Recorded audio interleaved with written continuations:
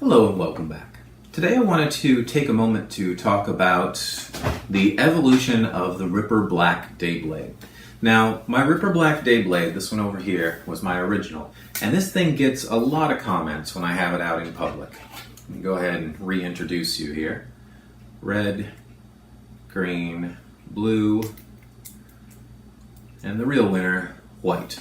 So, like with all of the Ripper unstable blades, we're dealing with a standard blade stock that has been dyed and then lightning has been etched through the dye.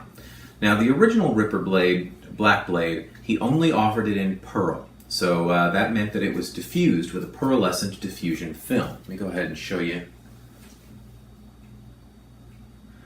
Okay, that film was glued in place at the bottom just like Ultra Sabers and Saber Forge do. Originally, the tip was not a shine through, so you notice that the light sort of stops here and we end up with a little bit of a dull tip on this thing. A little bit more evident there. So you get a little bit of light through it, but you definitely notice the difference between the blade and the tip. It was a very shiny black material, and the interesting thing about it is it took whatever color you put through it and it darkened and lightened within that color. So you didn't get the variance in color that you would get on like a red. If you took a red unstable and ran a blue light through it, you'd get a purple blade with blue lightning. With this one, you just get dark and light blue, which looks like an ice blade, a moss blade, a lava blade, but it looks really killer just as a day blade all by itself. So that was the original, and I've had this one for a couple of years now.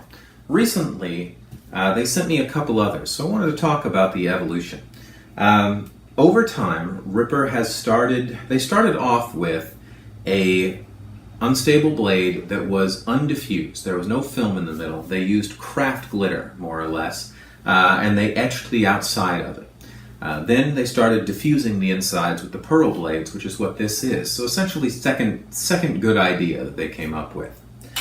He's been playing around with different dyes, trying to come up with an interesting way to enhance the black blade. Along the way, this happened. Now I've got a review on this one as well, but this is the Galaxy blade. Now you notice a lot of the color variance in here. When the light was off, it was mostly just black, but when the light turns on, we got blues, we've got reds, we've got ambers, we've got a very interesting spread of color. The original Ripper Black blade had some of that with a white. Because of the diffusion film, the pearlescent diffusion film, you end up with sort of a pearlescent purple-blue sort of color to this. I think he was using a deep purple dye instead of a black. All right. Newer versions of this. Ripper sent me this one, which is I don't think that they're offering this, it's kind of a prototype, but it does show some of the new things that they've been doing. As opposed to gluing the film in like they used to, they are now using a little gasket made out of essentially blade stock that allows the film to move freely so it doesn't bind up and get crinkled, but also keeps it from falling out of the blade. This one, they were trying to figure out what would happen if we took our unstable pearl and we used a standard diffusion film like everybody else does, a standard cellophane. What he ended up with was this. Now you notice the color variance is a lot less dramatic.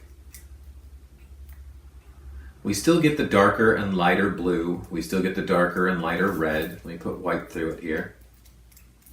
When I run white through it, I actually get more of a lilac than I used to, and that's partly because of my white blend. But I get more of a gray to a lilac as opposed to that sort of more complicated color. I still get the ragged edge as it diffuses through the lightning. But the dye that he started using in these newer blades is a lot more uniform than the old dye used to be, which I don't like quite as much. The standard diffusion film makes it gray, doesn't bring in that color variance. But it does give it better light diffusion, more uniformity, which if you're looking for uniformity in a unstable blade, I think you're misguided, but this would be a way to get it. Another thing that he sent me that they're trying out is an undiffused. Now this is actually kind of a step backwards. This is a new dye that he's using, very similar to what I just showed you. except he's using it on a blade that is not diffused in any way. Now this is like their original unstable blade that they never used to offer in black. All right, let me show you what happens here. All right, we end up with a very interesting sort of granular, because it's got this glitter in it, granular magma, moss, and blue. He's using a shine-through tip now, so there's a hole in the mirror down here. You still see the color variance here, but it's the tip actually lights up better. The real interesting thing about this, I shot a couple videos of this guy and called it the rainbow blade. Reason for that is, let's see what happens if I shine white through it. Okay. I actually end up with something that is strikingly similar to this galaxy blade. And that's because what the blade is doing is it's unmixing my LED. I've got blue up here, blue-purple, you can see it on my hand. Down here, I've got a pink-purple. And if I move my hand around it, I'm getting greens, I'm getting pinks, I'm getting kind of a whole rainbow of material. Okay, now the lightning on this isn't anywhere near as pronounced as it is on some of the others. You can kind of see it. But mostly it's this glitter and it's this dye. So in terms of an unstable effect, you get a lot less of it with this. But this looks like you're wielding a piece of Bifrost here, which is a really neat effect. So I like this. This is a prototype still, and if this is something that you're interested in, by all means, send Gary Ripper a note and say, I want one of those things.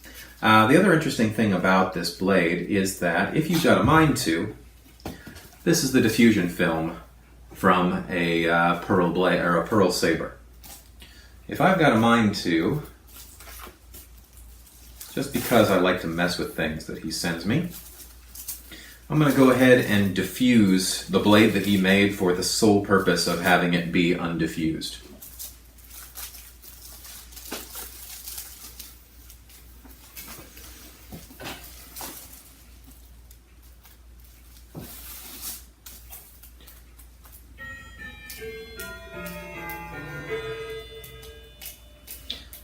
And if you're curious about this diffusion tactic that I'm using here, I actually did a video on this as well. The pearlescent diffusion film is a lot harder to work with because it's not as rigid as the other. But when you put all this together, you end up with lightning that pops a little bit better. It mutes the rainbow effect a little bit, makes it more uniform, so we fade sort of from a pink to an amber as opposed to having all that variance in. But you see the lightning a whole lot better.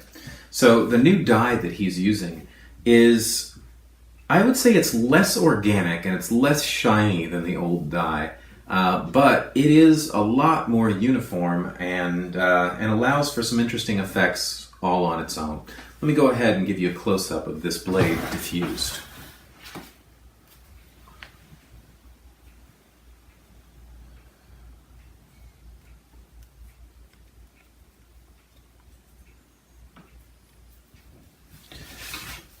And by way of comparison, the original.